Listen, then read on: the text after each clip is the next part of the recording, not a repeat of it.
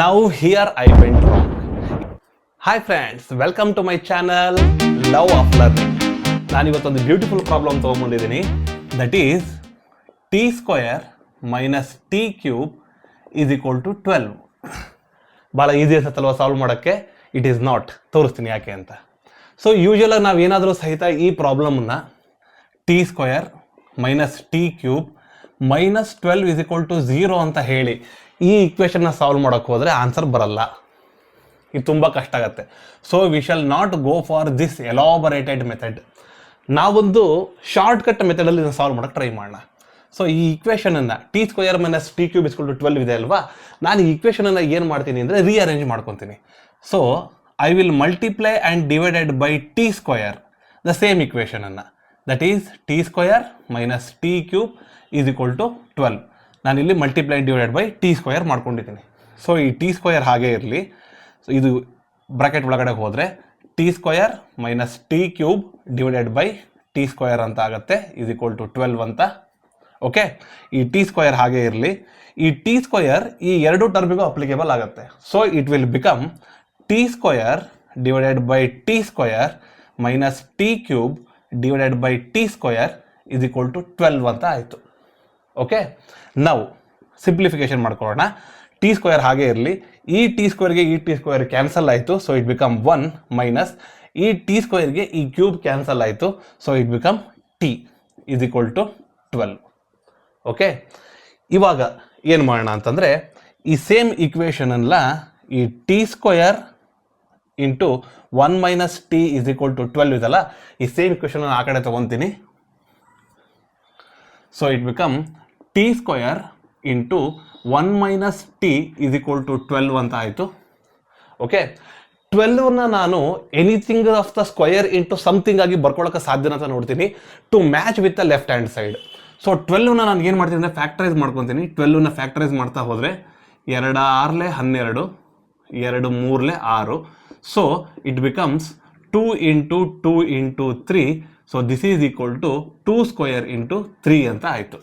Okay, so ನಾವು t square into 1 minus t is equal to 12 becomes t square ಹಾಗೆ ಇರಲಿ 1 minus T is equal to 12 ಅನ್ನೋದನ್ನು 2 square into 3 ಅಂತ ಬರ್ಕೋತೀನಿ.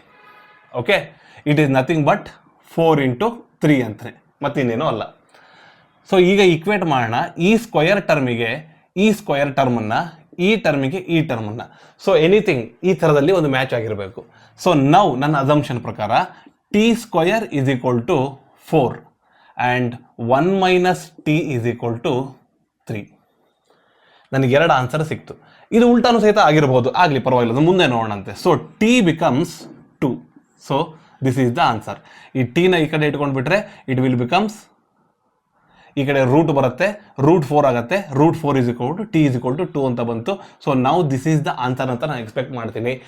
Now here I went wrong. ಇಲ್ಲೇ ಎಲ್ಲ ತಪ್ಪಾಗುವಂಥದ್ದು. ನನಗೆ ಒಂದು ಆನ್ಸರ್ ಸಿಕ್ಕೂಡಲೇ ನಾನು ಓಕೆ ಅಂದ್ಬಿಡ್ತೀನಿ. ಬಟ್ ಈ ಆನ್ಸರ್ ಸರಿನೋ ತಪ್ಪು ಅನ್ನೋದನ್ನು ಕ್ರಾಸ್ ವೆರಿಫೈ ಮಾಡೋದು ತುಂಬ ಮುಖ್ಯ.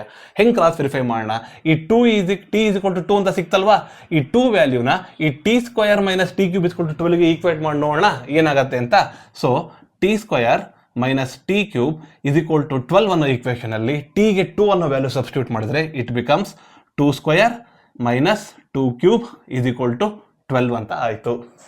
2 cube 4, 2 square 4, 2 cube 8, this is equal to 12 ಅಂತ ಆಯಿತು. 4 minus 8 is equal to minus 4, minus 4 is equal to 2 ಅಂತ ಆಯಿತು. This equation doesn't holds good. ಈ ಇಕ್ವೇಷನ್ ತಪ್ಪು. ಯಾವುದು ಸರಿ? ಹಾಗಾದರೆ ನಾವಿಲ್ಲಿ ಇಕ್ವೇಟ್ ಮಾಡಬೇಕಾದ್ರೆ ಈ ಸ್ಟೆಪ್ಪನ್ನು ನೋಡ್ಕೊಳ್ಳೋಣಂತೆ. T square is equal to 4 ಅನ್ನೋದನ್ನು ನಾವು ಈಕ್ವೇಟ್ ಹೇಗೆ ಮಾಡಬೇಕಿತ್ತು ಅಂತಂದರೆ t is equal to square root of 4 ಅಂತ ಮಾಡಬೇಕಾಗಿತ್ತು.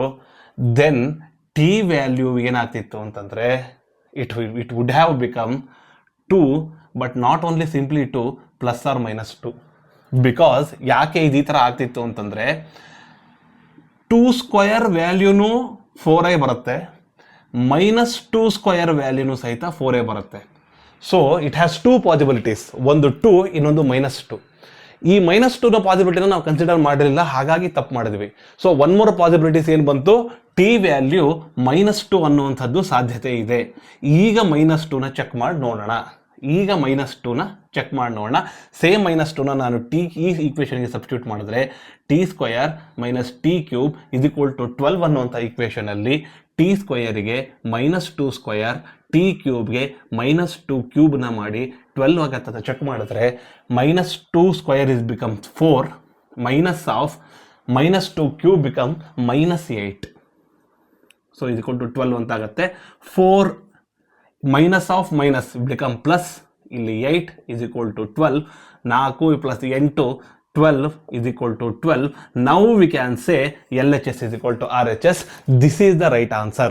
The answer for the T is not simply 2, it is -2.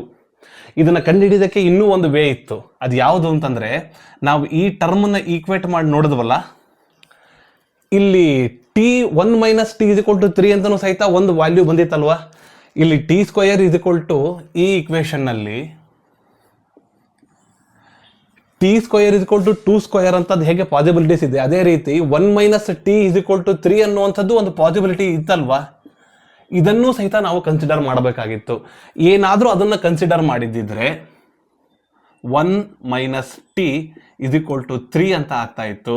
Then 1 - 3 ಇದು ಆ ಕಡೆ ಹೋದರೆ ಪ್ಲಸ್ ಟಿ ಆಗ್ತಾ ಇತ್ತು.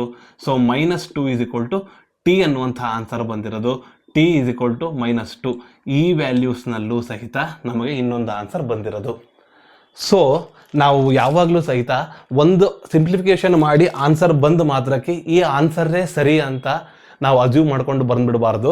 ಆ ಆನ್ಸರ್ನ ಯಾವತ್ತೂ ಸಹಿತ ಮೇನ್ ಕ್ವಶನ್ ಇರುವಂಥ ಈಕ್ವೇಷನ್ನಿಗೆ ಹಾಕಿ ಕ್ರಾಸ್ ಚೆಕ್ ಮಾಡ್ಕೋಬೇಕು. ಆ ಕ್ರಾಸ್ ಚೆಕ್ಕಲ್ಲಿ ಆ ವ್ಯಾಲ್ಯೂ ಮ್ಯಾಚ್ ಆದರೆ ಮಾತ್ರ ನಾವು ಅದನ್ನೇ ಆನ್ಸರ್ ಅಂತ ಇಟ್ಟು ಬರಬೇಕು. Otherwise please never simply assume whatever the value you got in the exam is right. Please cross check, then you confirm that whatever the answer you got is right. So this is the simple problem. It's a very beautifully solved. ನಿಮಗೆ ಈ ಥರ solve ಮಾಡುವಂಥದ್ದು ಒಂದು method, ಈ ಥರ teaching method ಇಷ್ಟ ಆಗಿದ್ರೆ please like, share and subscribe my channel the love of learning. Please share with your friends. Let the knowledge spread. Your support is everything for us. ನೀವು ಎಷ್ಟು ಚೆನ್ನಾಗಿ ಸಪೋರ್ಟ್ ಮಾಡ್ತೀರಾ ಅಷ್ಟು ರೀತಿ ಇಷ್ಟು ಹೆಚ್ಚಿನದಾದಂಥ ಪ್ರಾಬ್ಲಮ್ಗಳನ್ನ ನಾವು ಸಾಲ್ವ್ ಮಾಡ್ಕೊತಾ ಬರ್ತೀವಿ. Thank you for your support. Thank you for your time. Thank you.